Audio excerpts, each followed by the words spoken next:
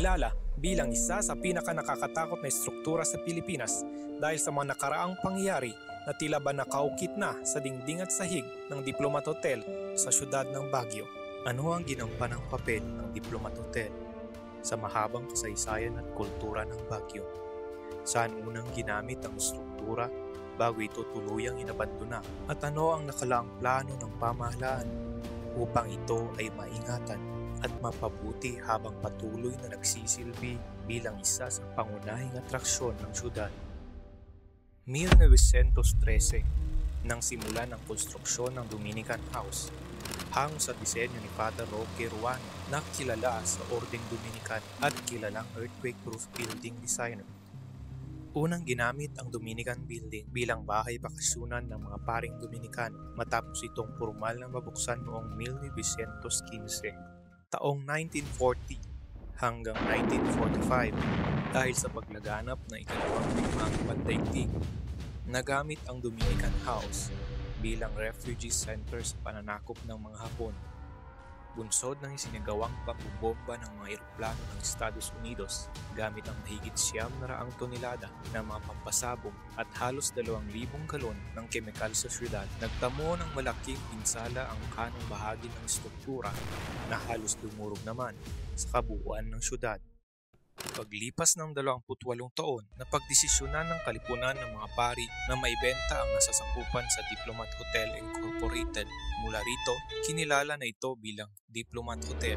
Sa paglipas ng maraming panahon, tila'y naging bahagi na rin ng kasaysayan at kultura ng Baguio City ang mga salit-saling istorya ng mga residente at turista tungkol sa mga naranasang katatakutan na umano'y naganap sa pamamasyal sa Diplomat Hotel. Sa kabila ng lumaganap na iba't ibang makapanindig balahibong kwento sa dating Dominican House, hindi ito nagkaroon ng negatibong epekto sa estruktura. Sa halip ay naging popular ang lugar sa publiko at naitala bilang isa sa pangunahing atraksyon sa siyudad ng Baguio. I think those kinds of stories will not be erased easily. No? And even if we will develop it, sabi ko nga, we would like to see to it that the character and the imagery of what it was, how it was, we would like it to be retained. And because of that, its history, if validated or not, or even the extra stories, will remain, and you will always reflect back when you look at the building. Bagamat tanging mga dingding, palapag, at krus na lamang natira sa dating ingranding edibisyo ng Dominican House, hindi pa rin ito naging hadlang upang bisitahin hindi lamang ng mga lokal na turista kundi maging ng mga dayuhan mula sa iba't ibang bansa. Sa naging tala ng City Tourism Office, umabot sa halos 250,000 turista ang bumibisita sa Diplomat Hotel kada taon sa halagang 10 piso kada individual. Yung Diplomat Hotel remains to be one of those that are more widely visited. Hindi nawawala yung Diplomat Hotel. The whole Diplomat Hotel is always in the top 10, and I think it's always in the top 5 pa nga, in spite of it having charge entrance fees.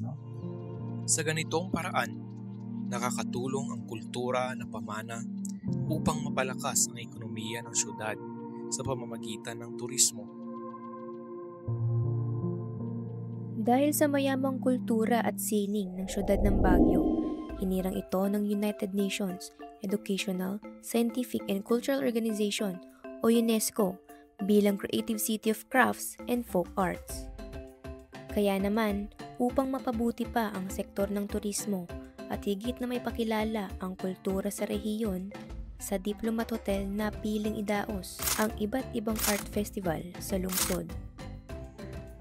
We actually used the structure during the very first Baguio Creative Festival.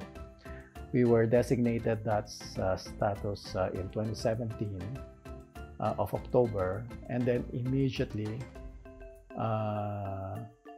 November of that same year, it was declared that November will become our institutional creative month dito sa Baguio every November. So ang disenyo ng Diplomat Hotel ay halaw sa Spanish Baroque style na makikita sa mensula ng kada poste. Gayon din sa mga kornisa at mga nakaukit na dekorasyon nito sa pangunahing pasukan ng gusali. Ito rin ang kauna-unahang istruktura sa Baguio na gumamit rin ng rain harvesting facility upang may mapagkukunan ng supply ng tubig. Dahil sa laki ng struktura, ang Diplomat Hotel ay kinonsidera bilang pinakamahal na naitayo noon gamit ang mga bato. Ang mga batong ito ay kilala sa tawag ng Baguio Stone. Ito ay nagmula mismo sa bahagi ng Lower at Upper Rock Quarry ng siyudad ng Baguio. Sa pangunguna ng lokal na pamahalaan ng Baguio, isinusulong ang mga programa at pulisiyang mangangalaga sa mga makasaysayang gusaling may tuturing na yaman ng ating bansa. While we preserve the design, we would like that it can be used it can be used for something that is connected with us being a creative city. Kasi one objective of the UNESCO Creative Cities Network is preservation of heritage and culture. So if we have these assets in the city, it can be aligned with a program of UNESCO, and that is what we're looking at.